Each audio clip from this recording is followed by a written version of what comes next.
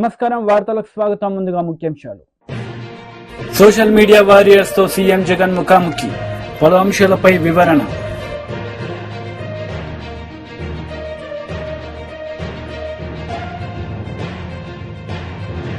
Alampur parliamentary meeting లో పాల్గొన్న మాజీ మంత్రి కేటీఆర్. ఈ సందర్భంగా ప్రసంగం.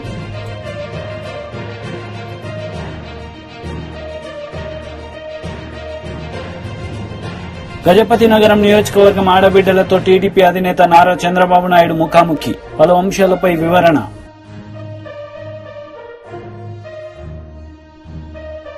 సోషల్ మీడియా వారియర్స్ తో సీఎం జగన్ ముఖాముఖి కార్యక్రమం నిర్వహించారు. ఈ సందర్భంగా వారితో ఆయన మాట్లాడారు. యూట్యూబ్ నెట్వర్క్ ద్వారా కనెక్ట్ అయి ఉన్న వాళ్ళందరికీ కూడా, ఇక్కడికి రాలేకపోయినా కూడా మీ అభిమానంలో మాత్రం ఎక్కడా కూడా తక్కువనేది లేకుండా మీ అన్నకు ఈ దాదాపుగా 5 సంవత్సరాల పాటు మనం అధికారంలోకి రాక మునుపుడు నుంచి ఇప్పటిదాకా ప్రతి సందర్భంలోనూ తోడుగా ఉంటూ వస్తా ఉన్న నా చెల్లెమ్మలకు, నా తమ్ముళ్లకు,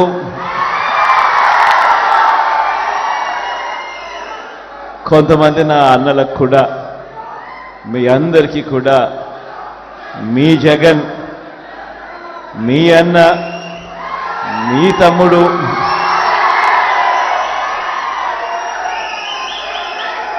పేరు పేరున 2 చేతులు జోడించి శిరస్సు వంచి కృతజ్ఞతలు తెలుపుతాను.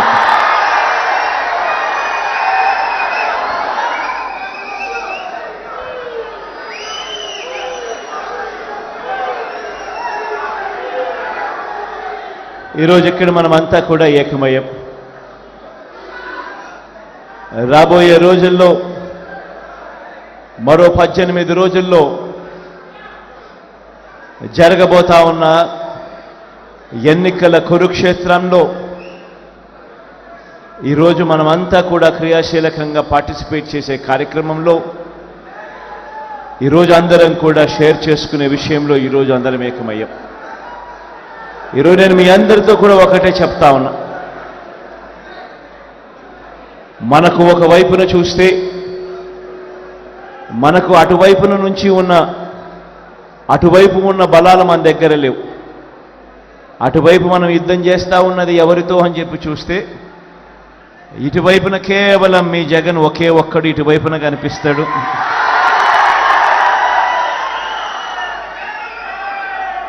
కానీ అటువైపున చూస్తే చాలా గంభీరంగా కనిపిస్తూ ఉంటుంది. వాళ్ళ కూటమిలో వాళ్ళను చూస్తూ ఉన్నప్పుడు ఒక్క జగన్ మీద ఒక చంద్రబాబు, ఒక దత్తపుత్రుడు, ఒక ఈనాడు, ఒక ఆంధ్రజ్యోతి, ఒక టీవీ5 వీళ్ళందరూ సరిపోరన్నట్టుగా ఒక బీజేపీ, ఒక కాంగ్రెస్, వీళ్ళందరే కాకుండా మనం యుద్ధం చేస్తూ ఉన్నది ఎవరితో అనంటే వీళ్ళ కుట్రలతో చేస్తూ ఉన్నాం, వీళ్ళ కుతంత్రాలతో యుద్ధం చేస్తూ ఉన్నాం, వీళ్ళ అబద్ధాలతో యుద్ధం చేస్తూ ఉన్నాం, వీళ్ళ మోసాలతో యుద్ధం చేస్తూ ఉన్నాం. ఈ మధ్యకాలంలో అయితే వాళ్ళ ఉక్రోషం ఏ స్థాయిలోకి వెళ్ళిపోయింది అనంటే చివరికి సోషల్ మీడియాలో మీ జగన్కు అంటే వాళ్ళ అన్నకు తాను సపోర్ట్ చేసింది అని, ఆ సపోర్ట్ కూడా పాపం తాను ఎందుకు చేసింది అనంటే తాను జగనన్న చేసిన మంచితో తాను కూడా బాగుపడిందని, జగనన్న వల్ల తనకు ఇల్లు వచ్చిందని, ఇంటి స్థలం వచ్చిందని, మిగిలిన పథకాలు కూడా జగనన్న వల్ల వచ్చాయని తన సంతోషాన్ని తాను సోషల్ మీడియాలో పాలు పంచుకుంటే గజపతి నగరం నియోజకవర్గం ఆడబిడ్డలతో టీడీపీ అధినేత నారా చంద్రబాబు నాయుడు ముఖాముఖి కార్యక్రమం నిర్వహించారు. ఈ సందర్భంగా పలు అంశాలపై ఆయన మాట్లాడారు. ప్రోత్సహించాం. మీరు చాలా వస్తువులు తయారు చేసేవారు. కొంతమంది ఆడబిడ్డలు మలేషియా పంపించాం, ప్రపంచం మొత్తం పంపించాం. మీరు తయారు చేసిన వస్తువులు విదేశాల్లో కూడా అమ్మించిన సందర్భం ఉంది. దాన్ని ఇప్పుడు కూడా డాక్రా బజార్లో పెట్టాం. ఇవన్నీ కూడా చేశాం. నేను ఆ విషయం కూడా మీకు ఒకసారి చెప్తాను. ఉచితంగా ఇంకొక పక్క నేను చెప్పాను, ఎప్పుడో దీపం పెట్టి ఉచిత గ్యాస్ సిలిండర్ ఇచ్చాను.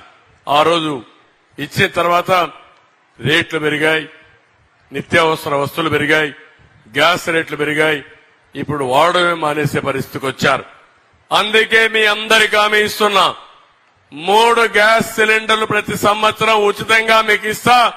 మళ్లీ మీ ఖర్చులు తగ్గిస్తాం, మిమ్మల్ని ఆదుకుంటామని చెప్పి కూడా నేను మీకు తెలియజేస్తున్నాను. ఏమమ్మా నీళ్లు వస్తున్నాయా మీ ఇంటికి అని అడుగుతున్నా. నాగరిక ప్రపంచంలో ఉన్న అందరికీ సెల్ ఫోన్లు ఉన్నాయా లేదా? అందరికీ సెల్ ఫోన్లు ఉన్నాయి, కానీ మంచినీళ్లు మాత్రం రావు. ఇదేం ప్రభుత్వం నాకు అర్థం కాలేదు. అందుకే హామీ ఇస్తున్నా, ప్రతి ఒక్క ఇంటికి ప్రొటెక్టెడ్ వాటర్ స్కీమ్ ద్వారా, ట్యాప్ ద్వారా మీ ఇంటికి నీళ్లు ఇచ్చే బాధ్యత మాది. 5 ఏళ్లలో అన్ని ఇండ్లు, అన్ని గ్రామాలు పూర్తి చేస్తామని చెప్పి కూడా నేను మీకు తెలియజేస్తున్నా. గవర్నమెంట్ ఆఫ్ ఇండియాలో జల్ జీవన్ మిషన్ ఉంది. వారు డబ్బులు ఇస్తున్నారు. ఆ డబ్బులు కూడా వీళ్ళు ఉపయోగించడం లేదు. ఇది చాలా దుర్మార్గం. ఇది కేంద్రం ఇస్తానన్న వీళ్ళ అసమర్థత వల్ల ఆ డబ్బులు ఉపయోగించి నీళ్లు ఇచ్చే పరిస్థితి లేదు. పక్కన తెలంగాణలో అన్ని గ్రామాల్లో అన్ని ఇండ్లకు నీళ్లు ఇస్తే ఇక్కడ నీళ్లు కూడా ఇవ్వలేని అసమర్థుడి ముఖ్యమంత్రి నీళ్లు ఇవ్వలేడు గాని మీ ఇంటికి డోర్ డెలివరీ ఉంది. మద్యం ఉందా లేదా అని అడుగుతున్నా మిమ్మల్ని. ఎవరు కావాలన్నా మద్యం మీ ఇంటికి పంపిస్తున్నాడు. గంజాయి మాత్రం దొరుకుతుంది, మంచినీళ్ళు దొరికే పరిస్థితి లేదు. అందుకే ఒకే ఒక విషయం మీకు చెప్తున్నా. నా ఆలోచన, నా ఆశయం ఎన్టీ రామారావు గారు ఎప్పుడో చెప్పారు, పేదరికం లేని సమాజాన్ని చూడాలనేది ఎన్టీ రామారావు గారి ఆశయం. నేను అందుకే హామీ ఇస్తున్నా, ఈ రోజు నుంచి నేను ఏ పని చేసినా ఈ పేదవాళ్ల దృష్టిలో పెట్టుకునే పని చేస్తా. మీకు అది కూడా కొంతమందికి అనుమానం రావచ్చు, ఎట్లా చేస్తారని కూడా. మీరు కొన్ని విషయాలు మీరు గుర్తుపెట్టుకోవాలి. 25 ఏళ్లు 30 ఏళ్లకు మునిపైతే, నేను చిన్నప్పుడైతే మా ఊర్లో కరెంటు కూడా ఉండేది కాదు. నేను ఎలిమెంటరీ స్కూల్ ఉన్నప్పుడు అప్పుడప్పుడే కరెంటు వచ్చింది. తర్వాత నేను ముఖ్యమంత్రి అయిన తర్వాత కరెంటు కూడా సరిగా వచ్చేది కాదు. అప్పుడే నేను సంస్కరణ తీసుకొచ్చాను. చాలా మంది నన్ను వ్యతిరేకించారు. అవి తీసుకొచ్చిన తర్వాత ఎక్కడా కరెంటు కొరత లేకుండా చేసిన పార్టీ తెలుగుదేశం పార్టీ. జవాబుదారీతనం తీసుకొచ్చిన పార్టీ తెలుగుదేశం పార్టీ. ఈ రోజు మీరు చూస్తే మీ ఇంటి మీద మీరు సోలార్ ప్యానెల్స్ పెట్టుకుని మీకు కావలసిన కరెంటు మీ ఇంటి దగ్గరనే ఉత్పత్తి చేసుకునే పరిస్థితికి వచ్చాం. ఇది గాని చేసుకుంటే మీకు అవసరమైతే కరెంటు మీరే ఉత్పత్తి చేసుకుంటారు, మీ ఇంటికి మీరే వాడుకుంటారు. మీ పొలంలో సోలార్ పంప్ సెట్స్ పెడితే కరెంటు వాడుకుంటారు. సర్ప్లస్ వస్తే గవర్నమెంట్ కి ఇస్తారు. ఇలాంటి వినూత్నమైన విధానాల వల్ల ఈ రోజు ఒక్క విషయం మీకు చెప్పాను. ఒకప్పుడు నేను చూసేవాడిని, గ్రామాలకు రోడ్లు కూడా ఉండేటి కాదు. టీడీపీ అధికార ప్రతినిధి కొమ్మారెడ్డి పట్టాభిరామ్ మీడియా సమావేశం నిర్వహించారు. ఈ సందర్భంగా సీఎం జగన్ పై మండిపడ్డారు. లేదు కాబట్టి ఫైనల్ అకౌంట్స్ తేల్చుకుందాం అని చెప్పి తిరుగుతా ఉన్నాడు. ప్రతి జిల్లాకి వెళ్ళటం, ఆ జిల్లాలో ఉన్నటువంటి తన మాఫియానంతా పిలవటం. ఏంటా బ్రదర్ చెప్పు, ఏంటి లెక్క చెప్పు, ఏంటి ఇసుక లెక్క ఎంత, 5 సంవత్సరాలు ఇదిగో ఇంత దోచావు, నా తాడేపల్లి కొంపకి ఇంత పంపించావు, ఇంకెంత పెండింగ్ ఉంది, ఎప్పుడు ఇస్తావు, ఇంక ఫైనల్ ఇంక లేదు, అకౌంట్ సెటిల్మెంటే. ఎందుకంటే మన అకౌంట్ సెటిల్ చేస్తా ఉన్నారు ఇక్కడ ప్రజలందరూ. కాబట్టి మనం కూడా మన అకౌంట్ సెటిల్ చేసుకోవాలి కదా. నువ్వెంత వాటా తీసుకున్నావు, నాకు ఇస్తానన్నది ఎంత, ఇంకా ఇవ్వాల్సింది ఎంత, కాబట్టి ఆ లెక్కలు తేల్చండి అని చెప్పి ప్రతి జిల్లాలో ఊర్లో తెస్టేస్తా ఉన్నాడు. మైనింగ్ లో లెక్కెంత, ఇసుక దోపిడీలో లెక్కెంత, ఎర్రచందనంలో లెక్కెంత, ఇంత రావాలి బస్సులో, వేసే 4 మూటలు రావాలి, వేసే నా బస్సులో. వేసుకుని వెళ్ళిపోవాలి, మళ్ళీ ఇంకో జిల్లాకి అక్కడ కలెక్షన్ చూసుకోవాలి. సో ఈ బుస్ యాత్ర అంతా ఏంటంటే తాము 5 సంవత్సరాలుగా చేసినటువంటి భారీ అవినీతికి సంబంధించినటువంటి లెక్కలు తేల్చుకోవడానికండి. అంతకు మించి ఏమీ లేదు. ఈయన గారు మాటలు వినటానికి ఎవడో సిద్ధంగా లేడు, ఇంక ఏదో చేస్తానంటే నమ్మటానికి ప్రజలు సిద్ధంగా లేరు. కాబట్టి ఈ లెక్కలు తేల్చుకోవటానికి తన మాఫియాతో సమావేశాలు ఏర్పాటు చేసుకుని అకౌంట్ సెటిల్ చేసుకోవటానికి జిల్లా జిల్లా వెళతా ఉన్నాడు. ఇవాళ అదే రకంగా ఈ రాష్ట్ర ముఖ్యమంత్రి విజయనగరం జిల్లాలో కూడా అడుగుపెట్టాడు. మరి అక్కడ కూడా లెక్క బాగా తేల్చుకోవాల్సిన లెక్క చాలా ఉందండి. ఎందుకంటే విజయనగరం జిల్లాలో ఒక భారీ అవినీతి తిమింగళం అక్కడ కూర్చునుంది. మనందరికీ తెలుసు కదా, బొత్స సత్యబాబు ఫ్యామిలీ మింగేస్తా ఉన్నారు. జిల్లా మొత్తాన్ని కూడా పూర్తిగా జిల్లాకి క్షౌరం చేస్తా ఉన్నారు. మొత్తం ఇది ఫ్యామిలీ ప్యాకేజ్ కదండి. బొత్సాది సింగిల్ అకౌంట్ కాదు, అది జాయింట్ ఫ్యామిలీ అకౌంట్ అది. కాబట్టి జగన్ రెడ్డి గారికి చాలా టైం పడుతుంది.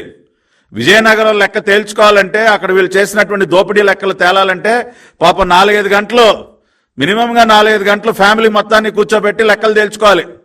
ఏమైనా సత్యబాబు, ఇసుకలో ఎంత దోచావు, మైనింగ్లో ఎంత దోచావు, నువ్వెంత తిన్నావు, నీ మేనల్లుడు చిన్నసీను నువ్వేదో బాగా దోచేస్తాడని జడ్పీ చైర్మన్ ఇమ్మంటే ఇచ్చాను, ఏమైనా చిన్నసీను నువ్వెంత మింగావు, ఇదిగో ఇంతే. మళ్ళీ ఫోన్ చేస్తాడు మధ్యలో.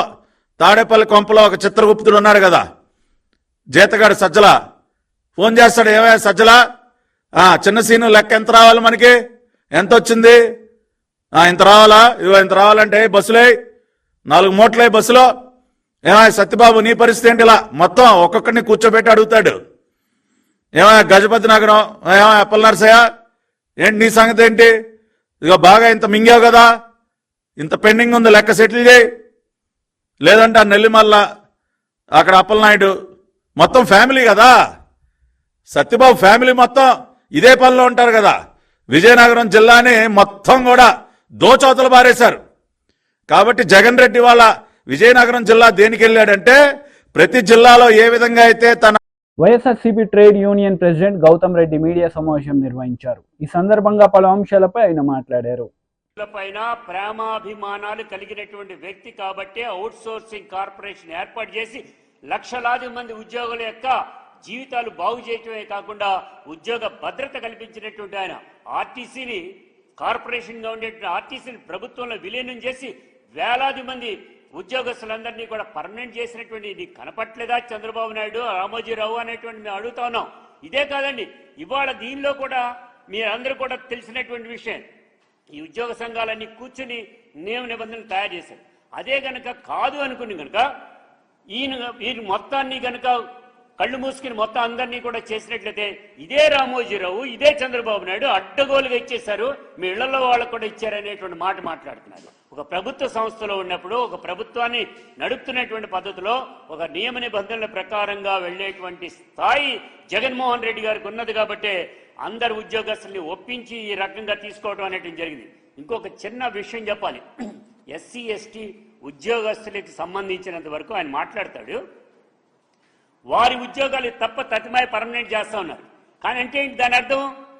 అంటే ఎస్సీ ఎస్టీ ఉద్యోగస్తులకి ఎవరైతే ఉద్యోగస్తుల పేరు మీద అనౌన్స్మెంట్ జరిగిందో వాటిల్లో కూడా అందరినీ కూడా నియామకం చేయాలనేటువంటి మాట మాట్లాడుతూ ఉన్నాడు ఈ రామోజీరావు గారు, చంద్రబాబు నాయుడు. అసలు వీళ్ళకి బుద్ధి ఉందా? అసలు వీళ్ళు ఏమన్నా భోజనం తింటున్నారా లేదా అనేటువంటి నాకు అర్థం కావట్లా. అశుద్ధం తింటున్నారు కాబట్టి ఈ రకమైనటువంటి రాతలు రాస్తా ఉన్నారు. ఇది సరైనటువంటి కాదు. ఇప్పటికైనా కూడా గ్రహించండి, ఉద్యోగస్తులంటే ప్రేమాతి సేవలు కలిగినటువంటి జగన్మోహన్ రెడ్డి గారు మున్సిపల్ కార్మికులు 9,000, 8,000తో పనిచేస్తున్నటువంటి వాళ్ళు ఏకదమనే వాళ్ళు 21,000 రూపాయలు ఇచ్చినటువంటి ఘనత చంద్రబాబు నాయుడుకి దక్కిందా లేకపోతే జగన్ గారికి దక్కిందా? రోజు మేము అరెస్ట్ అయ్యేవాళ్ళం, రోజు ఉద్యమాలు చేసేవాళ్ళం. చంద్రబాబు నాయుడు 9,000 నుంచి పెంచేవాడు కాదు.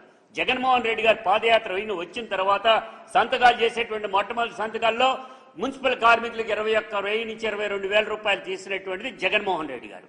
మరి ఇది కనపట్లేదా మీకు? అదే కాదండి, కార్మిక వర్గం ఎక్కడైతే ఉందో, ఎక్కడైతే కార్మిక వర్గం ఆటో డ్రైవర్ల 10,000 ఇస్తున్నారు, దర్జీలా, దోబీలా వారందరికీ 10,000 రూపాయలు ఇవ్వటం అనేటువంటి కార్మికులే కదా వారంతా.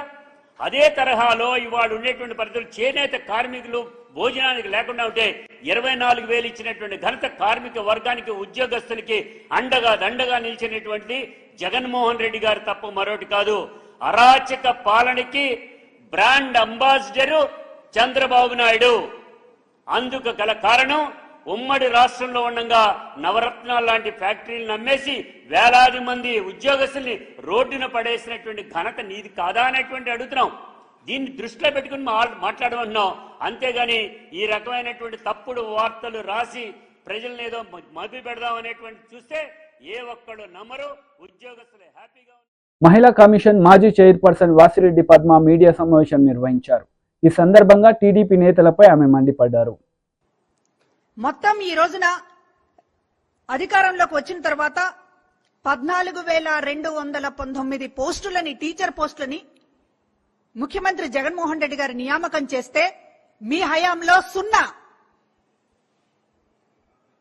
ఒక్క టీచర్ పోస్టును కూడా భర్తీ చేయకుండా ఇవాళ మళ్లీ దొంగ మాటలతోటి అధికారంలోకి రాగానే మెగా డిఎస్సి తొలి సంతకం అని మాట్లాడడానికి అసలు బాధ్యత ఉన్నటువంటి మనిషేనా మీరని అడుగుతూ ఉన్నాం. ఈ రోజున మేము పాఠశాల విద్యకి అత్యధిక ప్రాధాన్యత ఇస్తున్నాం కాబట్టే ఎక్కడా కూడా వేకెన్సీ లేదు అనేటటువంటి విధంగా ప్రభుత్వ పాఠశాలల్ని ఇవాళ తీర్చిదిద్దాం. ఎక్కడ సబ్జెక్ట్ వైజ్ టీచర్స్ అనేటటువంటి కాన్సెప్ట్ ని తీసుకున్నాం. ఎక్కడా కూడా ఉపాధ్యాయులు లేకుండా ఉండకూడదు, ఖాళీలు ఉండకూడదు అనేటటువంటి దానితో రిక్రూట్ చేశాం. ఈ రోజు మళ్ళీ తాజాగా మళ్ళీ డిఎస్సిని కూడా మేము నోటిఫికేషన్ ఇచ్చున్నాం. దాని ద్వారా కూడా మొత్తం ఈ రోజున ఇంకా 6,100 పోస్టులని భర్తీ చేయబోతున్నాం. మొత్తం ఈ రోజున జగన్మోహన్ రెడ్డి గారు 20,319 టీచర్ పోస్టులని ఈ రోజు నియమిస్తుంటే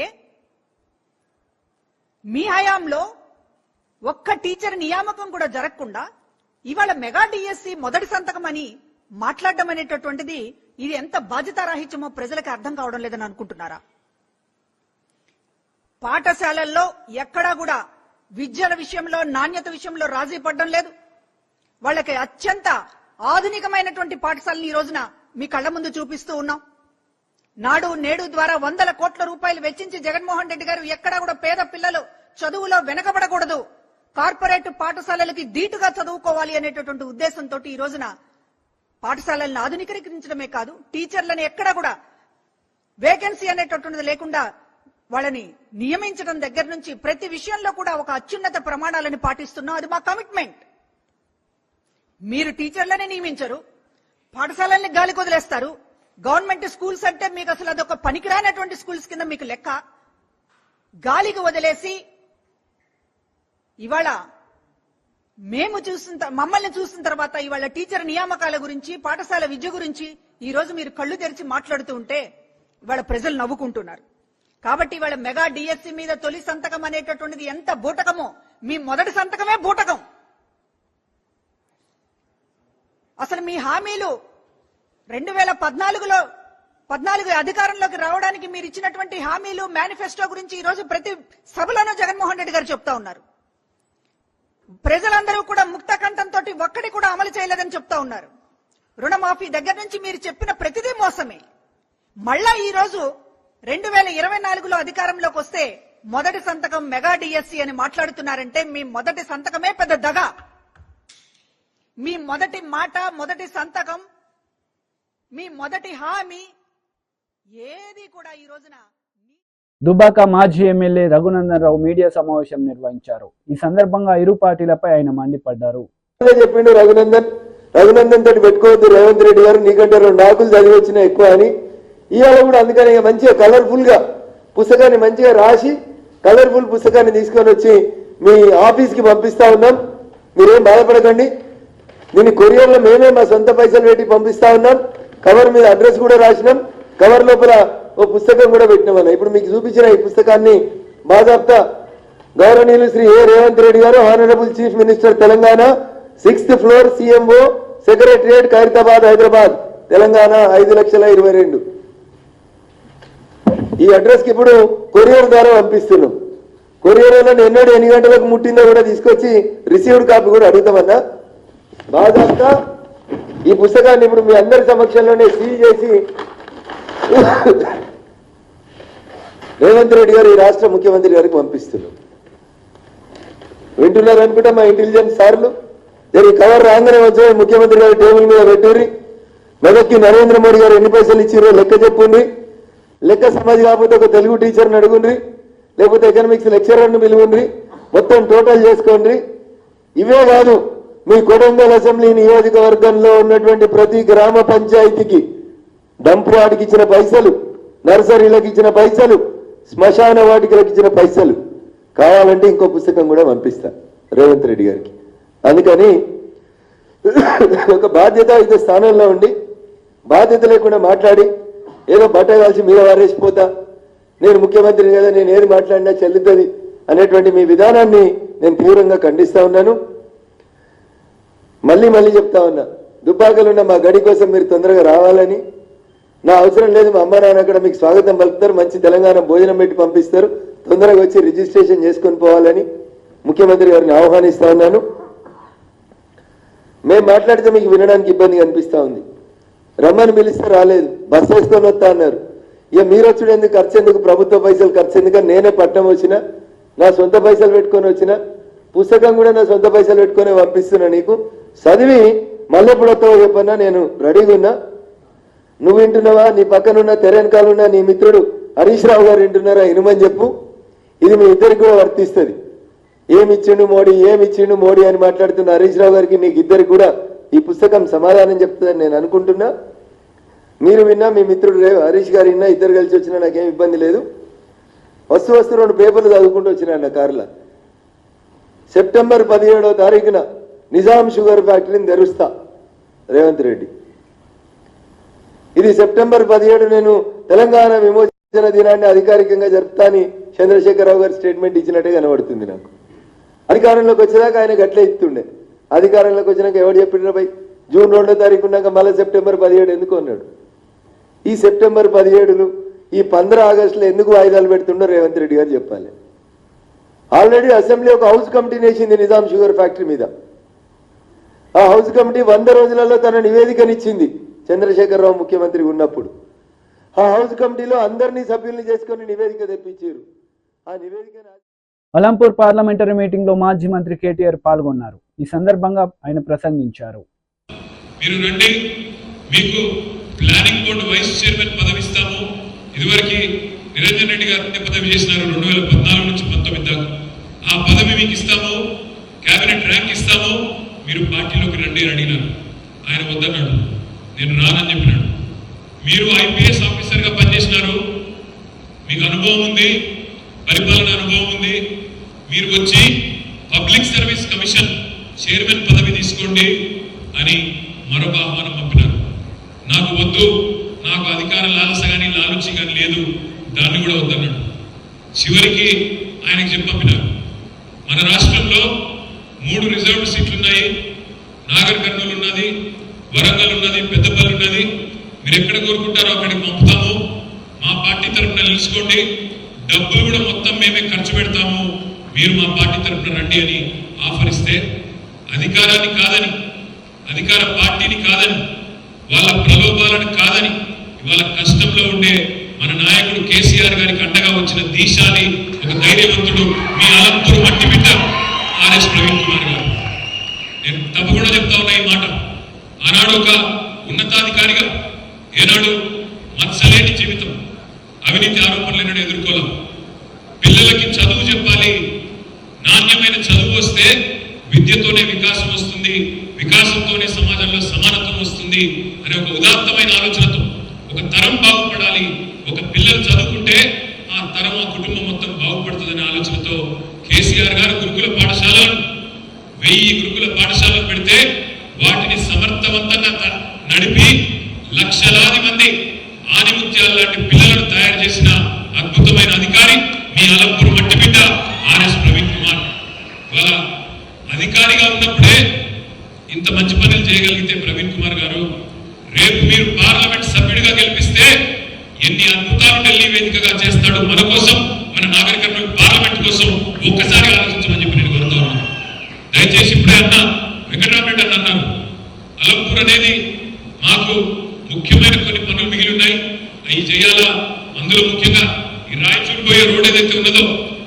జాతీయ రహదారిగా చేయాలనే మాట వెంకటరామరెడ్డి అని చెప్తా ఉండేది. నేను ప్రవీణ్ గారిని కోరుతా ఉన్నా, సోదరుడు వెంకటరామరెడ్డి గారు విశేషమైన రాజకీయ అనుభవం, విశేషమైన ప్రజాభిమానం కలిగిన నాయకుడు. అదేవిధంగా తమ్ముడు విజయ్ కూడా చక్కగా ఈ మధ్యనే ఎమ్మెల్యేగా గెలిచి యువకుడుగా ఉత్సాహవంతుడుగా ప్రజల్లో ఉంటున్న నాయకుడు. వారితో కలిసి గట్టిగా మీరు కూడా అలంపూర్కు బ్రహ్మాండమైన సేవలు అందించాలని చెప్పి మనస్ఫూర్తిగా పార్లమెంట్ సభ్యుడిగా గెలిచిన తర్వాత ఈ పనులు చేసి పెట్టాలని చెప్పి కూడా ప్రవీణ్ అన్నను నేను విజ్ఞప్తి చేస్తా ఉన్నాను.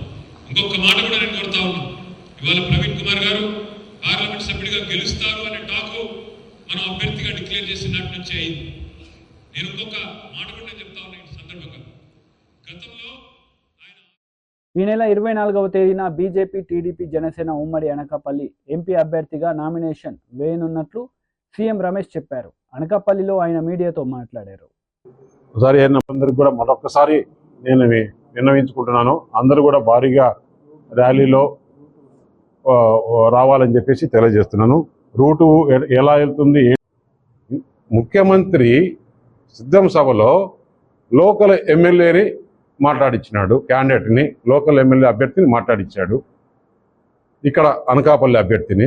ఆయన అనకాపల్లి పార్లమెంట్ కాదా అంటే ఇంకా కూడా వారి మనసులో ఇక్కడికి ఇంకొకరిని ఎవరన్నా తీసుకురావాలా, 25వ తారీఖు రేపటి వరకు టైం ఉంది కదా అని ఏమన్నా ఆలోచన ఉందా? లేదు, నువ్వు మాట్లాడితే నీ ఒరిజినాలిటీ బయటపడుతుంది, పబ్లిక్ చూస్తారని చెప్పేసి నిజంగా మాట్లాడినే లేదా? ఈ రెండింటికి సమాధానం చెప్తే సార్.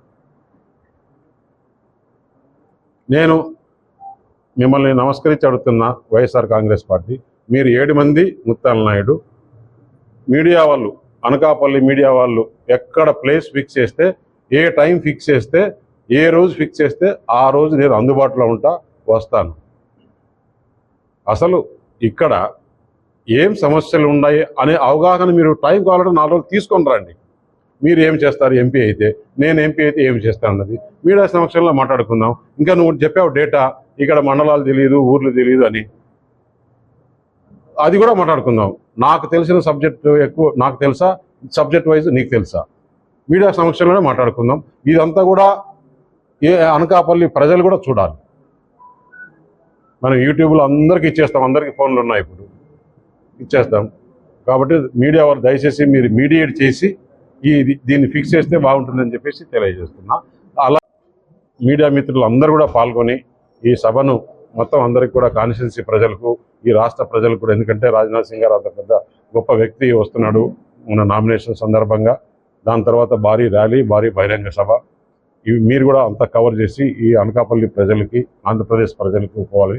కొంతమంది నేషనల్ మీడియా కూడా వస్తున్నారు.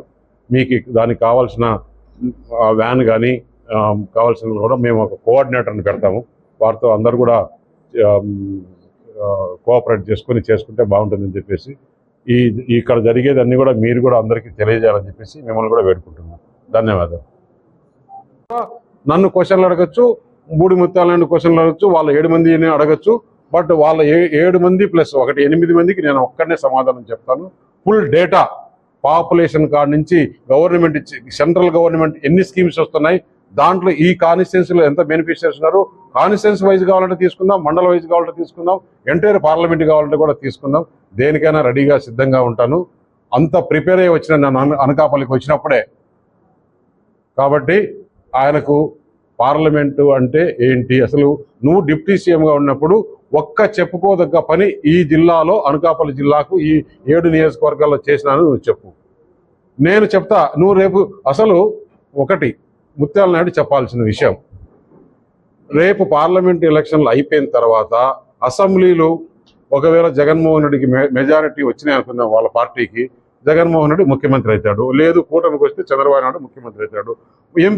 ఎంపీల వరకు తీసుకుంటే కూటమి ఎంపీలంతా మేము నరేంద్ర మోడీ గారికి సపోర్ట్ చేస్తే ఆయన ప్రధానమంత్రి అవుతాడు. వీళ్ళ ఎంపీలు ఎవరికి ప్రధానమంత్రిగా క్యాండిడేట్ చెప్పమానండి. అసలు ముత్యానాయుడికి తెలుసా మనం ఎక్కడున్నామని, ఏ పార్టీలో చేస్తున్నామని?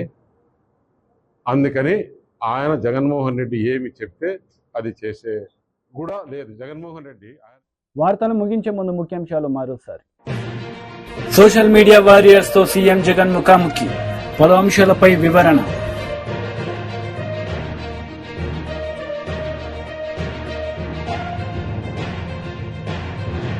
అలంపూర్ పార్లమెంటరీ మీటింగ్ లో పాల్గొన్న మాజీ మంత్రి కేటీఆర్. ఈ సందర్భంగా ప్రసంగం.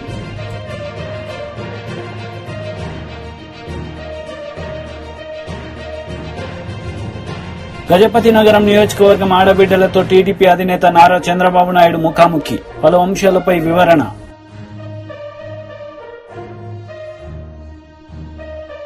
ఈ వార్తలు ఇంతటితో సమాప్తం. తిరిగి ప్రసారమయ్యే వార్తల్లో మళ్ళీ కలుద్దాం. అంతవరకు సెలవు. నమస్తే.